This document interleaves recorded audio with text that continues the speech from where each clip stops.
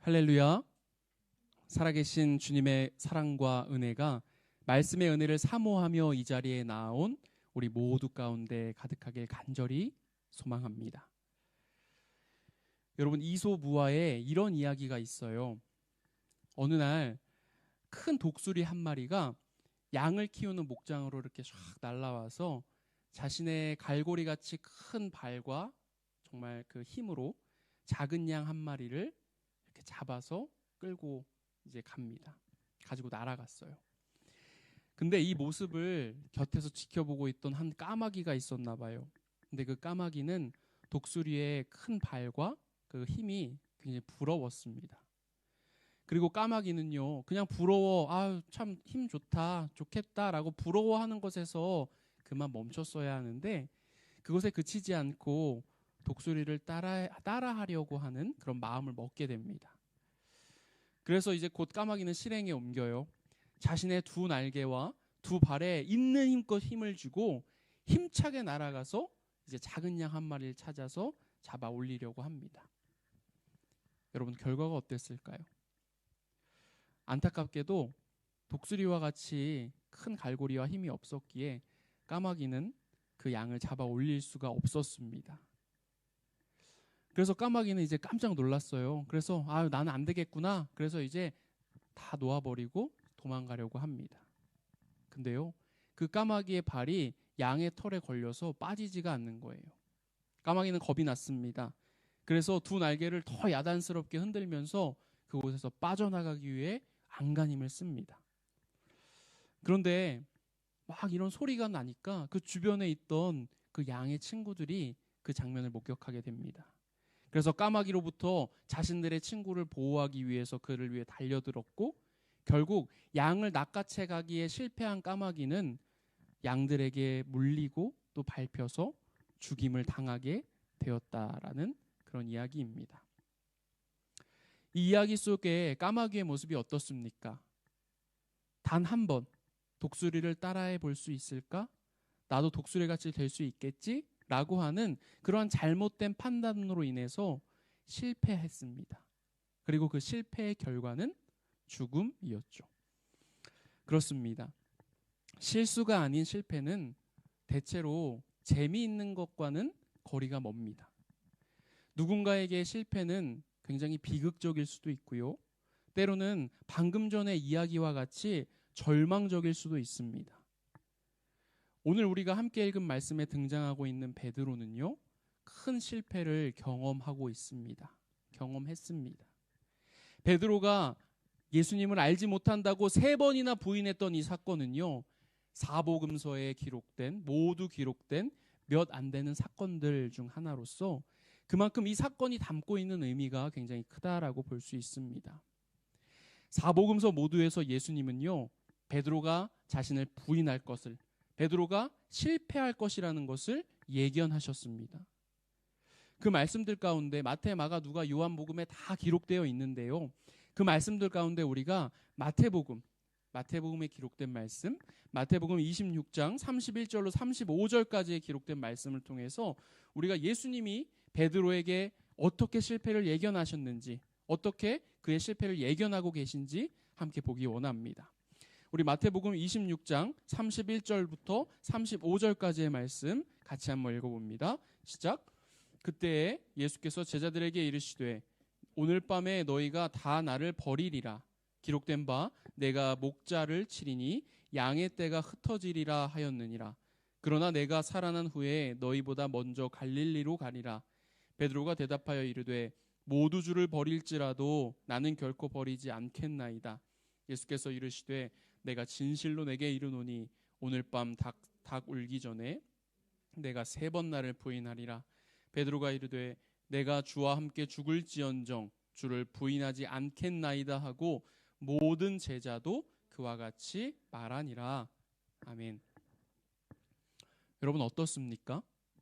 예수님께서는 잡히시기 전에 베드로가 당신을 모른다, 부인할 것이다 라는 것을 이미 알고 계셨어요. 그리고 오늘 말씀에서 베드로는 예수님이 잡히시고 난 후 실제로 예수님을 몰라요. 난 그 사람 몰라요. 그렇게 예수님이 예견하셨던 그대로 행동하고 있음을 우리가 오늘 본문 말씀을 읽을 때 함께 보았습니다. 베드로의 이 실패의 모습은 예수님께서 고난받으시고 십자가에 달려 돌아가시는 그 이야기의 한가운데 위치해 있기에 은 30에 예수님을 팔아넘긴 가롯 유다의 배신과 함께 우리에게 더욱 충격적이고 또 비극적으로 다가오고 또 기억되고 있는 그런 이야기입니다. 베드로가 실패했어요. 베드로의 실패는 분명히 비극입니다. 하지만 베드로가 예수님을 모른다고 부인한 이 실패를요, 우리가 마냥 베드로가 왜 저래, 저 사람 왜 저래 라고 하면서 마냥 부인하고 손가락질하고 또 비난하기만은 좀 어렵습니다. 왜 그렇습니까? 여러분 한번 상상해 보세요. 내가 만약에 그 베드로의 그 자리에 있었다라고 한다면, 내가 예수님께서 잡히시고 돌아가시기 직전에 사람들로부터 비난받고 있는 그 자리에 위치해 있다라고 한다면 여러분은 어떻게 행동하셨을 것 같으십니까? 우리 또한 그와 같은 상황에 놓여 있었다라고 한다면 실패하지 않을 거라는 보장이 없습니다. 더 정확하게 이야기한다면 베드로의 그 행동이 예수님을 향한 지금의 우리와 우리의 행동들과 닮아 있는 것들이 너무나 많기 때문에 그것에 우리가 공감되고 또 이해하기가 더 쉽다라는 것이 사실일 거예요. 이제 우리가 오늘 말씀의 이야기 속으로 한번 들어가 봅니다. 우리가 오늘 본문의 말씀을 다시 한번 읽어보기 원하는데요. 이 말씀의 장면들을 우리가 머릿속에 한번 상상해보고 그려보면서 다시 한번 읽어보기 원합니다. 오늘 본문 마태복음 26장 69절로 75절까지의 말씀인데 우리가 우리말 성경으로 다시 한번 읽어보기 원합니다. 우리 천천히 머릿속에 한번 그림을 그려보시며 다시 한번 읽습니다. 시작. 그때 베드로는 뜰에 앉아 있는데 한 하녀가 베드로에게 다가와 말했습니다. 당신도 갈릴리 사람 예수와 함께 있었던 사람이군요. 그러나 베드로는 모든 사람들 앞에서 그 말을 부인하며 내가 도대체 무슨 말을 하는지 나는 모르겠다라고 했습니다. 그러므로 대문 있는 대로 나왔는데 또 다른 하녀가 베드로를 보더니 거기 있던 사람들에게 말했습니다. 이 사람도 나사렛 예수와 함께 있었어요. 베드로는 다시 맹세코 부인하며 나는 그 사람을 모르오라고 했습니다. 얼마 지나지 않아 거기 서 있던 사람들이 베드로에게 다가와 말했습니다. 당신도 그들 중 한 사람인 것이 틀림없소. 당신의 말씨를 보니 분명하오. 그러자 베드로는 저주하며 나는 그 사람을 모른다라고 맹세했습니다. 바로 그때 닭이 울었습니다. 그제야 베드로는 예수께서 닭이 울기 전에 내가 3번 나를 모른다고 할 것이다 라고 하신 말씀이 생각났습니다. 그리고 베드로는 밖으로 나가 한없이 눈물을 쏟았습니다. 아멘. 여러분 어떻게 이 말씀의 이야기를 머릿속에 좀 그려보셨습니까? 이 말씀의 배경대로 우리가 한번 생각해 보자면 한쪽에 예수님이 계신 거예요. 예수님은 자신의 목숨이 위태로운 상황 속에서도 자신을 위협하는 권력자들 앞에서도 당당하게 내가 누구인지를 선포하고 계십니다. 다른 한쪽에는 베드로가 있습니다. 몇몇 여종들이 자신을 위협하고 있다. 너 어디서 봤는데? 너 거기서 봤는데? 라고 하는, 그렇게 위협하고 있다는 것이 조금은 당황스러울 수도 있을 것 같아요. 하지만 지금의 이 권력자들 앞에서 고통당하고 비난받고 계신 예수님의 모습과 그 상황과 비교해 본다면 사실 베드로의 이 모습은 그다지 위태롭지는 않습니다. 근데 여러분 어떻습니까? 베드로는요, 이 여종들의 이 물음에, 이 이야기에 무너지고 맙니다. 예수님께서 베드로가 부인할 것을 예견하실 때 베드로에게 하셨던 이야기가 무엇입니까? 베드로가 한 이야기죠. 모두가 주를 버릴지라도 나는 결코 주님을 버리지 않을 것입니다 라고 베드로 큰 소리 쳤던 사람이에요. 내가 주와 함께 죽을지언정 주님을 부인하지 않을 거예요 라고 장담했던 게 베드로입니다. 그런데 어때요? 불과 몇 시간이 지난 후에 여종이 던지는 그 질문에 두려워서 자신과 예수님에 대한 그 진실을 저주까지 하며 강력하게 부인하고 있는 것을 보게 됩니다. 예수님을 향해 큰 소리 쳤던 그 용기는 어디 간지 온데간데 없고 수치와 절망과 눈물이 넘쳐나고 있어요. 간단히 말해서 베드로가 실패했다는 거예요. 베드로는요, 철저하게 실패했습니다. 오늘 이 말씀이요, 마태복음에서 베드로를 이야기하고 있는 그 마지막 모습이에요. 마지막이 어떻습니까? 베드로는 밖으로 나가서 한없이 눈물을 쏟았다라고 기록하고 있는 것이 마태복음에서 기록하고 있는 마지막 모습이에요. 여러분, 이 베드로의 실패, 베드로의 눈물, 이것이 우리에게 무엇을 말해줄까요? 이 이야기는요, 단지 베드로의 실패, 그것에 대해서 말하는 것에서 끝나는 것이 아니라 우리 자신에 대해서 이야기해주고 있어요. 근데 우리가 이 말씀에 대해서 어떻게 반응해야 할까요? 오늘 베드로의 실패의 이야기는 우리에게 세 가지를 이야기해주고 있습니다. 먼저 실패, 그것이 사실이라는 것입니다. 잘 여러분 생각해 보세요. 성경 가운데 나오는 많은 사람들 중에 예수 그리스도를 제외하고 성경은 처음부터 끝까지 실패하는 인간들에 대한 이야기라고도 할 수 있을 것입니다. 완벽한 환경 가운데 놓여 있었던, 하나님의 창조하신 그 가장 완벽한 환경 가운데 놓여 있었던 아담과 하와가 있었죠. 그들이 어떻게 됐습니까? 실패했습니다. 믿음의 조상이라고 불려지는 아브라함도 실패했어요. 그의 아내였던 사람을 누이라고 속이고 하가를 학대하도록 방치하는 그런 실패를 그는 경험했습니다. 다윗이 실패했어요. 그는 간음이라고 하는 하나님께서 하지 말라는 그 죄를 저질렀고 그것을 덮기 위해서 어떻게 했습니까? 계획적으로 살인을 저지르기에 이릅니다. 이렇게 구약시대 하나님의 언약 백성인 그 이스라엘 전체가 대대로 실패하고 있음을 성경은 우리에게 보여주고 있습니다. 신약 성경에서도요, 실패자의 현실을 곳곳에서 보여주고 있어요. 그리고 그것은 오늘 이 이야기에서도 마찬가지이지 않습니까? 예수님은요, 오늘 베드로에 대해서 이야기하고 있지만 말씀을 다시 한번 살펴보시면 모든 제자가 당신을 버리고 떠날 것이라는 것을 예언하셨습니다. 우리 마태복음 26장 31절의 말씀 제가 한번 읽어보겠습니다. 그때 예수께서 제자들에게 이르시되 오늘 밤에 너희가 다 나를 버리리라. 기록된 바 내가 목자를 치리니 양의 떼가 흩어지리라 하였느니라. 아멘. 어떻습니까? 사실 실제로 베드로뿐만이 아니라 모든 제자들이 예수님을 버리고 도망쳤습니다. 그런데 여러분, 우리는 다른 제자들이 도망쳤다라는 것은 잘 생각하지 않아요. 베드로가 예수님을 모른다고 부인하고 도망친 사실만 기억하고 있습니다. 우리가 이렇게 베드로의 실패만을 기억하고 있는 이유는 베드로만이 예수님을 모른다고 부인할 수 있었던 장소에 있었던 유일한 사람이기 때문이에요. 거의 유일한 사람입니다. 우리가 다른 제자들의 실패를 기억하지 못하는 이유는 그 많은 제자들이 예수님이 고통당하시던 그때 그 자리에 있지도 않았기 때문입니다. 그들이 이미 다 도망쳤기 때문이에요. 마태복음 26장 35절에서 기록하고 있듯이 예수님께서 잡히시기 전만 해도 제자들 모두가 베드로와 같이 내가 주와 함께 죽을지언정 주님을 부인하지 않겠습니다 라고 그렇게 외쳤던 것들이 바로 그 제자들의 모습이에요. 하지만 예수님에게 이제 진짜 그 결정적인 상황이 닥쳐오자 그들 모두는 예수님을 버렸습니다.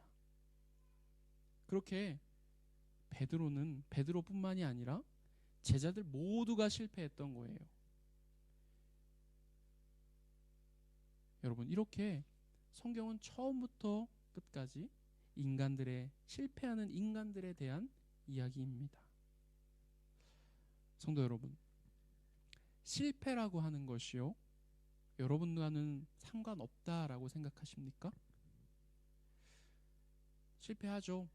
근데 나의 그 정도의 실패는 그냥 실수지, 애교지 라고 그렇게 생각하고 지내지는 않으십니까? 오늘 베드로의 실패는 베드로의 실패에서만 그치는 것이 아닙니다. 우리에게 있어서도 그 실패는 당연하게도 찾아오는 현실입니다.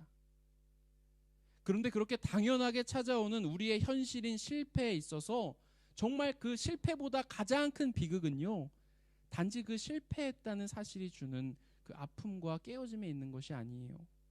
우리의 가장 큰 비극은요, 우리가 그 실패를 인정하지 않거나 인정할 수 없다, 인정하려 들지 않는다라고 하는 것입니다.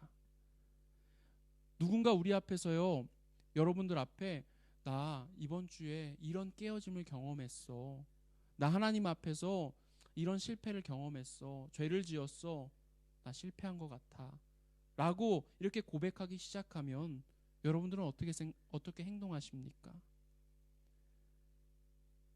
저조차도 마찬가지예요. 사실 나 자신도 그렇게 깨어지고 넘어지고 실패한 그러한 삶을 살고 있는 것 똑같으면서도 그렇지 않은 척하고요, 성령 충만한 그리스도인으로 난 살아가고 있어, 너도 그러니까 빨리 성령 충만해져야지, 기도해야지, 일어나 라고 하면서 그냥 나 자신을 감추기에 바쁩니다.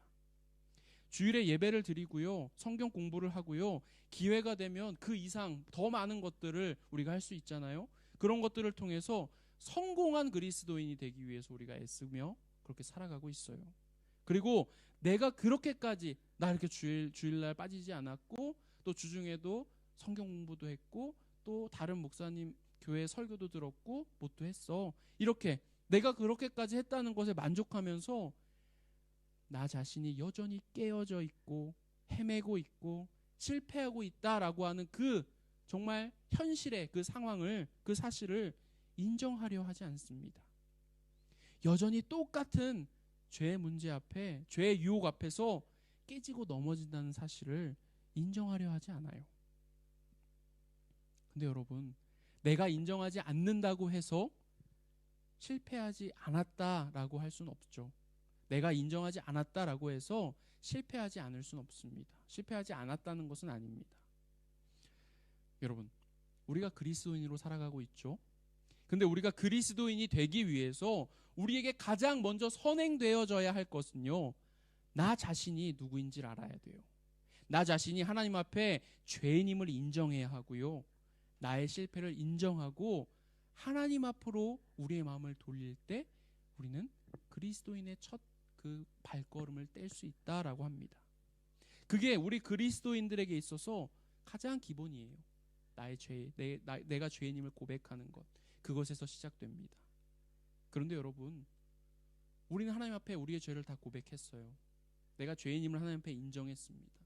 그래서 그리스도인으로 살아가고 있어요. 그런데 여러분, 어떻게 된 일인지요, 그리스도인이 되고 나면 계속해서 실패하고 넘어지고 그렇게 살아가는 자신을 인정하는 것이요, 더 어려워지는 것 같아요. 죄에 빠지는 것, 실패하여 넘어지는 삶은 수치스럽고 부끄러운 삶이라고 생각해서 그것을 하나님 앞에서 감추고요, 옆에 있는 함께하는 성도들에게 감추기에 바쁘다는 이야기입니다. 그리고 그런 하나님 앞에 나의 죄를 고백하는 것, 그리고 회개하는 것 대신에 나 하나님 믿으니까 이렇게 됐잖아, 나 봐봐, 나 잘 나가잖아, 이렇게 자신의 성공과 자신의 믿음 있음을 드러내기에 바쁘다는 거예요. 우리 다시 베드로의 이야기로 돌아가 볼까요? 오늘 이 말씀의 이야기를 통해서 우리가 실패자라고 하는 그 현실을 인정하고 받아들일 수 있어야 합니다. 여러분, 베드로라고 하는 사람이 누구였어요? 예수님의 수제자였습니다.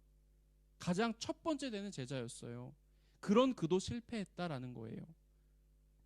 저도 실패하고요, 여러분도 실패하고요, 모든 그리스도인들은 실패하며 살아갑니다. 사랑하는 성도 여러분, 계속되는 죄의 문제와 신앙에 대한 그 실패 때문에 여러분들 하나님 앞으로 나아오는 것이 어려운 적은 없으셨습니까? 성공한 그리스도인으로 살아야 한다라고 하는 그러한 압박감에 짓눌려서 그리스도인이라고 하는 사실 자체를 포기하고 싶은 적은 없으셨습니까? 오늘의 이 예수님의 수제자였던 이 베드로의 실패, 이 말씀이 그런 우리에게 위안이 되고 또한 우리를 자유롭게 해줄 수 있게 되길 간절히 원합니다. 우리에게 이 말씀이 위안이 되고 우리를 자유롭게 해줄 수 있다라고 제가 말씀드렸어요. 그런데 그 이유는 뭐냐면요, 그 실패를 예수님이 이미 알고 계시기 때문이라는 것입니다. 마태복음 26절 31절 또 34절의 말씀에서 예수님은 이렇게 말씀하고 계십니다. 제가 읽어볼게요. 마태복음 26장 31절 상반절입니다. 그때 예수께서 제자들에게 이르시되 오늘 밤에 너희가 다 나를 버리리라 말씀하셨고요. 26장 34절 말씀에서는 이렇게 하십니다. 예수께서 이르시되 내가 진실로 내게 이르노니 오늘 밤 닭 울기 전에 내가 3번 나를 부인하리라, 이렇게 말씀하셨습니다. 이렇게 예수님께서는요, 베드로는 물론 모든 제자들이 당신을 떠나갈 것임을 알고 계셨습니다. 근데 여러분, 저는 이 예수님께서 그 제자들이 떠나갈 것을, 베드로가 실패할 것을 아셨다라고 하는 것이, 이 사실이요, 베드로를 구원할 수 있었다라고 생각해요. 누가복음 22장 61절과 62절 말씀은 이렇게 말씀하고 계십니다. 우리가 같이 한번 읽어보기 원합니다. 누가복음 22장 61절과 62절 말씀 함께 읽습니다. 주께서 돌이켜 베드로를 보시니 베드로가 주의 말씀 곧 오늘 닭 울기 전에 내가 3번 나를 부인하리라 하심이 생각나서 밖에 나가서 심히 통곡하니라. 아멘. 예수님께서요, 자신을 모른다고 부인하고 있는, 저주하고 있는 베드로를 바라보고 계십니다. 그런 예수님의 시선은요, 베드로로 하여금 자신의 실패를 떠올리게 합니다. 예수님을 부인하고 밖으로 나가서 통곡하는 베드로는 자신의 실패를 말씀하신 그 예수님의 말씀을 분명히 기억하고 있었을 거예요. 너 나를 부인할 거야, 너 실패할 거야 라고 그 말씀하신 예수님의 말씀을 그는 분명히 기억하고 있었을 거라는 거예요. 이것을 통해서 우리는요, 모든 것을 알고 계시고 또한 이 세상의 모든 것들을 다스리시는 그 주님의 역사를 우리가 바라볼 수 있게 돼요. 그리고 여기에 우리의 소망이 있다라는 것을 우리는 깨닫게 됩니다. 여러분, 예수님은요, 우리 안에 무엇이 있고 우리가 무슨 생각을 하고 있으며 우리가 어떤 실패를 하고 있는지 다 알고 계시는 분이시죠. 그리고 우리의 그 실패마저도 변화시키셔서 우리를 다스리고 계십니다. 우리를 인도해 가고 계세요. 성도 여러분, 예수님은 이런 분이세요. 그렇기 때문에 우리는 실패하고 깨어지고 넘어진 그 순간에도 예수님을 믿을 수 있게 되는 것이고요, 그 안에 나의 소망이 있다, 나의 생명이 있다라는 것을 깨달으며 살아갈 수 있게 되는 것입니다. 그리고 우리의 소망이 오직 주님께 있음을, 우리의 생명이 오직 주님께 있음을 우리가 깨닫게 될 때 우리의 실패는 주님 앞에 다시 한번 용서받을 수 있게 되는 것입니다. 베드로는요, 예수님을 부인한 후에 자신을 향한 그 예수님의 그 말씀이 생각나서 울고 있었습니다. 통곡하고 있습니다. 베드로의 이 눈물의 의미가 무엇일까요? 어떤 눈물일까요? 지금의 베드로의 눈물은요, 뉘우침의 눈물입니다. 또한 깨지고 실패한 자신을 회복시키는 회개의 눈물이에요. 어떻게 이런 일이 가능했을까요? 먼저 우리는 그것이 가능할 수 있었던 이유를 누가복음이 기록하고 있는 베드로를 위한 예수님의 기도에서 찾을 수 있습니다. 누가복음의 저자는요, 예수님이 베드로에게 다음과 같이 말씀하셨다라고 기록하고 있습니다. 베드로가 예수님을 모른다고 3번이나 부인하리라고 경고하시기 직전의 때입니다. 우리 누가복음 22장 31절과 32절의 말씀 함께 읽어봅니다. 시작. 시몬아 시몬아 보라, 사탄이 너희를 밀 까부르듯 하려고 요구하였으나 그러나 내가 너를 위하여 내 믿음이 떨어지지 않기를 기도하였노니 너는 돌이킨 후에 내 형제를 굳게 하라. 아멘. 예수님이요, 베드로의 믿음을 위해 기도하셨습니다. 내 믿음이 떨어지지 않기를 위해 기도하셨다라는 말씀에 떨어지다라는 단어를요, 영어 성경에 찾아보니 이렇습니다. fail이라는 단어를 사용하고 있음을 보게 됐어요. 물론 베드로는 예수님을 모른다고 3번이나 부인하며 실패한 자의 모습으로 오늘 말씀에 등장하고 있습니다. 하지만 베드로의 믿음은 결코 실패한 믿음이 아니었다라는 거예요. 베드로의 믿음은 실패하지 않았습니다. 왜 그렇습니까? 왜냐하면 베드로의 믿음이 실패하지 않았던 이유는 베드로의 믿음이 실패하지 않도록 예수님이 이미 기도하셨기 때문입니다. 여러분은요, 예수님을 실망시켜 보신 적 있으십니까? 어떠세요? 있으세요? 저는 있거든요. 있으세요? 그래요? 당연히 있죠. 없는 사람은 없어요. 근데 여러분, 그렇다면 가장 최근에 예수님을 실망시켰던 적은 언제입니까? 어제였습니까? 아니면 오늘 교회로 나오기 직전이었습니까? 그리고 그 실패 때문에 예수님께 부끄러웠고, 또 오늘 이 예배에 나온다는 것이 더 나아가서 내가 예수님을 마주하는 것이 꺼려지고 또 싫었던 적은 없으셨습니까? 그런데 여러분, 이 시간 여러분께 물어보고 싶고 또 여러분에게 한번 확인해 보고 싶어요. 여러분 그렇게 실패하고 어제도 실패했고 오늘도 실패했을 수도 있지만, 그럼에도 여러분은 여전히 예수 그리스도를 나의 구주로 믿고 고백하십니까? 여러분들은 예수님을 믿으십니까? 우리가 예수님을 나의 구주로 믿겠다고 처음 마음을 정했을 때 그리스도인으로서의 우리의 삶이 시작되었어요.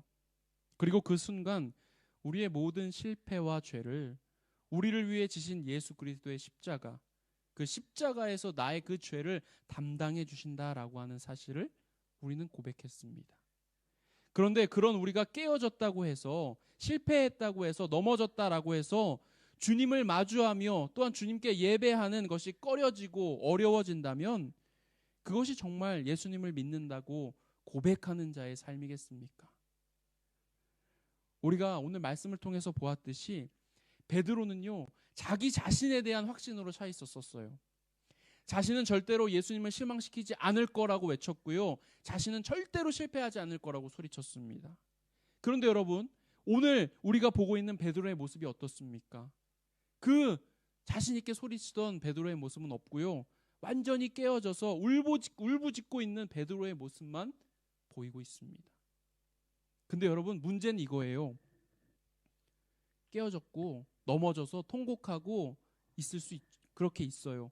그런데 우리는 그렇게 넘어지고 깨어지고 실패한 그 순간에, 가장 밑바닥인 그 순간에 우리는 어디로 가고 있냐라는 거예요.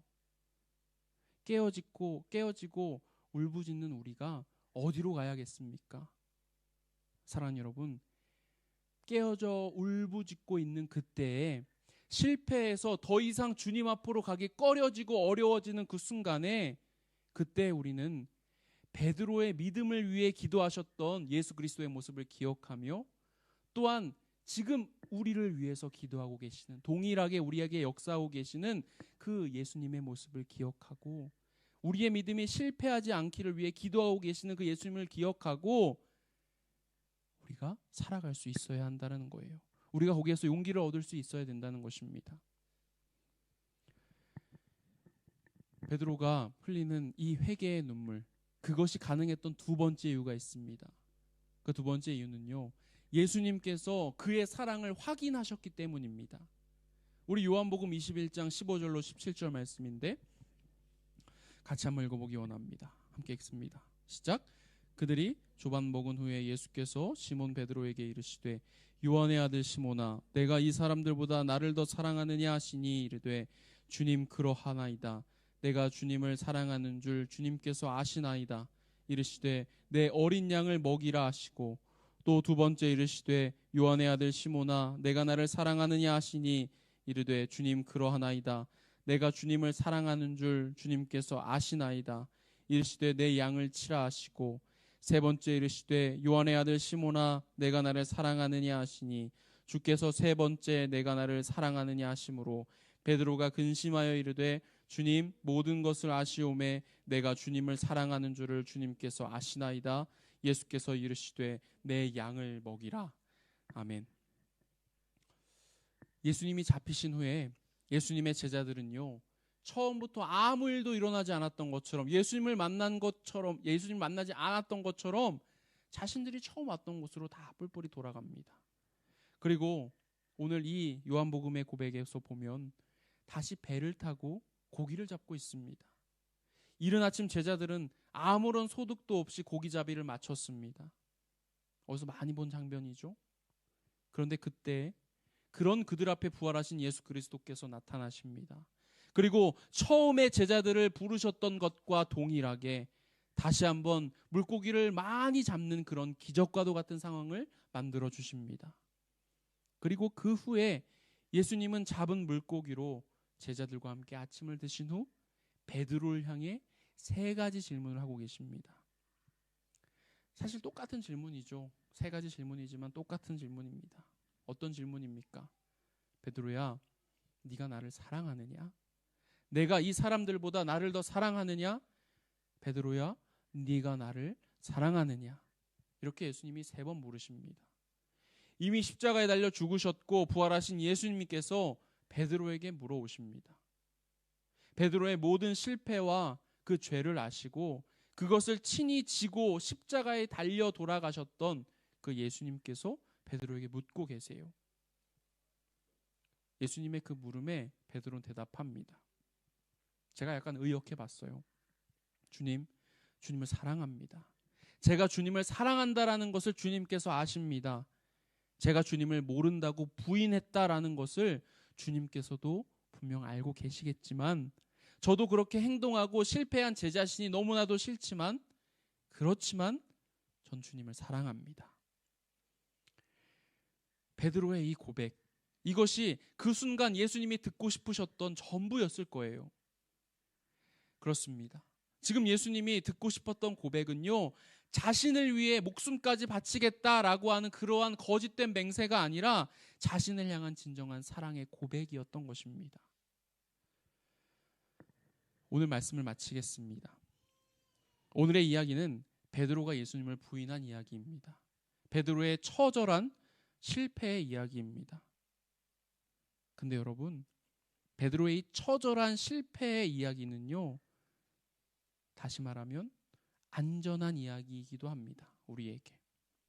이 이야기가 안전한 이유는요, 그것이 자리한 위치 때문이에요. 이 이야기가 위치한 자리가 어디입니까? 이 이야기는요, 인간들 사이의 배신과 실패와 넘어짐과 깨어짐의 이야기가 아니라 십자가 안에 자리하고 있는 이야기입니다. 베드로의 실패는 우리의 실패와 같이 사실이었고 현실이었고, 그 또한 자신의 실패를 감추거나 부정하려 하지 않았습니다. 우리의 실패와 같이 베드로의 실패는 예수님이 예견하셨던 실패였습니다. 하지만 그 무엇보다 가장 중요하게도 우리의 실패가 대속되고 치유되며 정결케 하시는 십자가로 인하여서 용서받을 수 있듯이, 우리가 매 순간 그렇게 회개함으로 용서받을 수 있듯이 베드로의 실패 또한 예수 그리스도의 십자가로 인하여 용서받을 수 있었다라고 하는 사실입니다. 여러분, 이것이 우리에게 안전한 이야기인 이유는요, 이것이 바로 복음이기 때문이에요. 이것이 바로 우리에게 좋은 소식이기 때문입니다. 성도 여러분, 오늘 이 시간 성령님께서 이 베드로의 실패에 대한 말씀을 듣는 우리들의 마음을 변화시켜 주실 줄 믿습니다. 그리고 이 변화된 마음을 갖게 된 우리는 이제 우리의 문제가 있어요. 이제 문제는요, 이 말씀을 들은 우리가 우리의 영혼이 일어나는 성령의 감동과 일하심을 느끼며 어떻게 할 것인지, 어떻게 살아갈 것인지라고 하는 문제입니다. 우리는 모두 작은 일이나 큰 일들을 통해서 예수님을 실망시켰고요. 또한 예수님을 부인했고요. 또한 예수님 앞에 실패했습니다. 근데 여러분, 그럼에도 괜찮아요. 우리가 있는 이곳이 안전한 곳입니다. 우리가 있는 이곳은요, 하나님 앞이고요. 또 성령의 임재 앞에 있습니다. 여러분, 우리의 모든 것을 다 알고 계신 주님 앞에 내어놓을 수 있기를 원합니다. 그리고 우리에게 물어오고 계신 예수님의 그 질문에 우리가 귀 기울여 볼 수 있길 바랍니다. 네가 나를 믿니? 네가 나를 사랑하니? 오늘의 이 복음의 약속을 우리가 진정으로 우리 마음속에 받아들임으로 우리에게 지금도 물어오고 계신 예수님의 물음, 내가 나를 사랑하느냐? 내가 나를 믿고 있느냐? 라고 하는 그 예수님의 질문에 우리가 예수님, 제가 예수님을 사랑합니다.